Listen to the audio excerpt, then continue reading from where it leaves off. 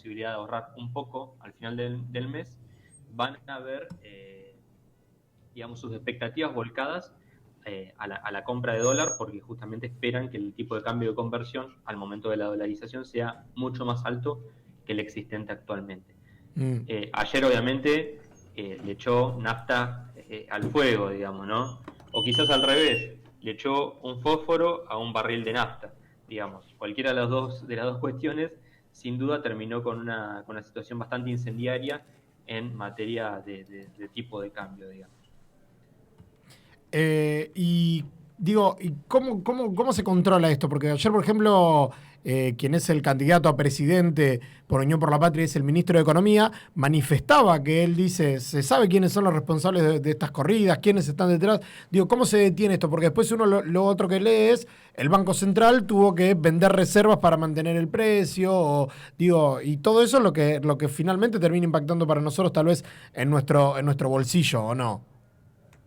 Sí, por supuesto, quizás ahí nobleza obliga, es necesario aclarar algunas cosas, ¿no? ¿Cómo se detiene esto?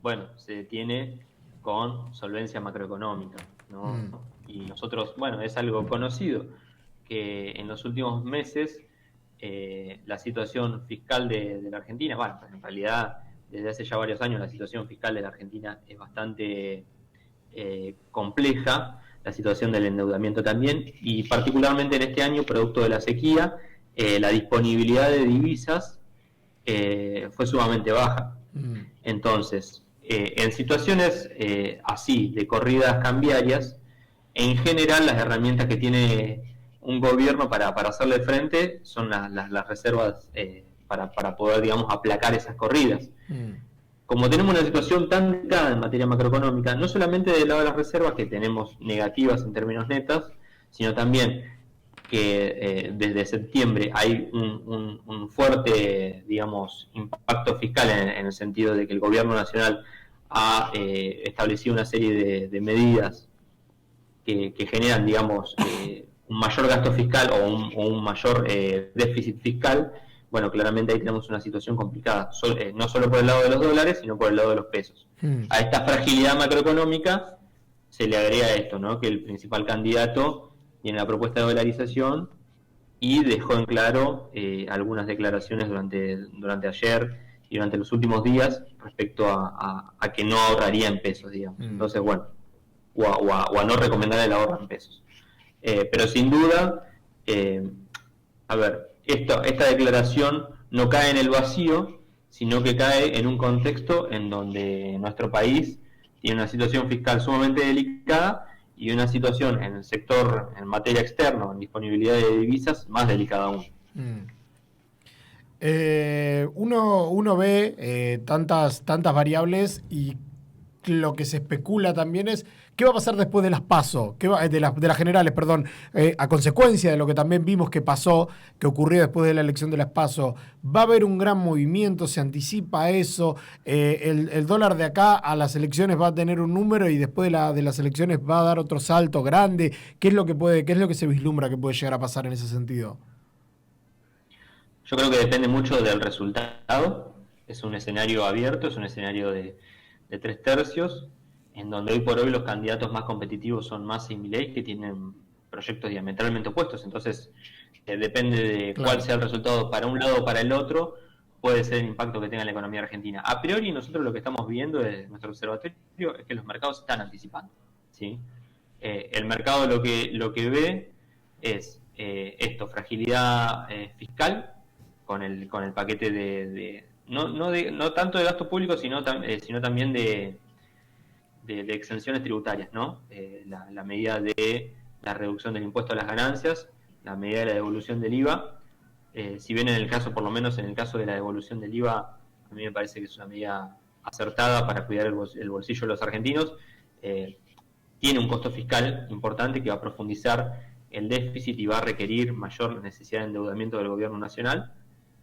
Esos son más pesos circulando en la economía, en un contexto donde hay cada vez menos dólares. Mm. Claramente hay una presión a la suba de los tipos de cambio, no solo el oficial, sino el blue y los financieros. Entonces, nosotros creemos que el mercado ya se está anticipando a eso. También vemos que, por ejemplo, que la inflación hoy supera la tasa de interés, que pagan los bancos. Entonces, ahí también estamos viendo que no hay tampoco incentivos para quedarse en pesos en un contexto así, ¿no? En donde la tasa de interés real es negativa. Y esta inflación está trayendo aparejada también una pérdida de competitividad del tipo de cambio. Entonces, ahí vemos que la subida de los dólares financieros en las últimas semanas tienen un correlato en la economía argentina real, más allá de las opiniones incendiarias de Milei, digamos.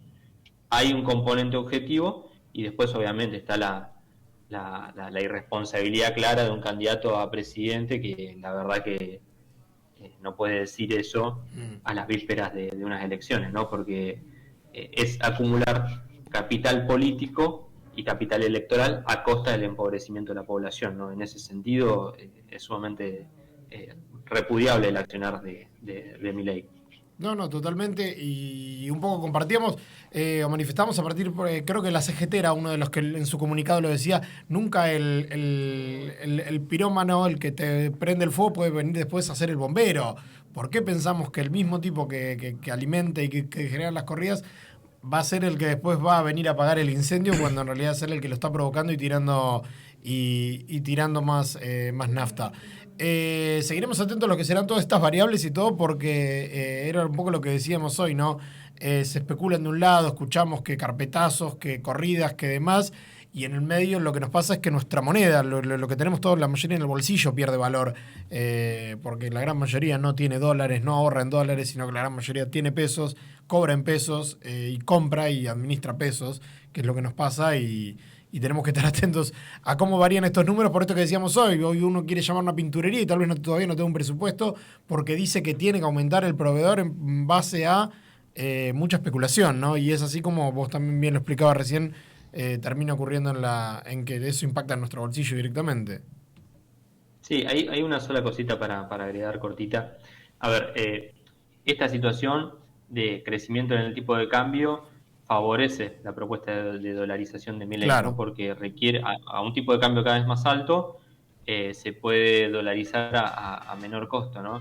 En realidad el costo es social, el costo Ujú. es en pérdida de poder adquisitivo, el costo es en un empobrecimiento general de la población, el costo es en materia productiva también, porque por esto que vos mencionabas, hay una cuestión con los insumos y demás, que al no tener referencia de cuál va a ser el tipo de cambio, la producción va a tender a tener problemas a la hora de acceder a insumos y a la hora de producir y de fijar precios. Entonces, realmente, por esto señalábamos la responsabilidad del Ujú. candidato Milei, porque realmente lesionando la economía argentina está acumulando descontento y de esa manera acumula capital electoral, pero no es lo propio o no es lo éticamente correcto. Ujú. Recordemos en 2019, cuando hubo una corrida cambiaria, ahí tuvo que salir Alberto Fernández a decir, Sí. bueno, parece que este tipo de cambio hasta acá sería lo correcto.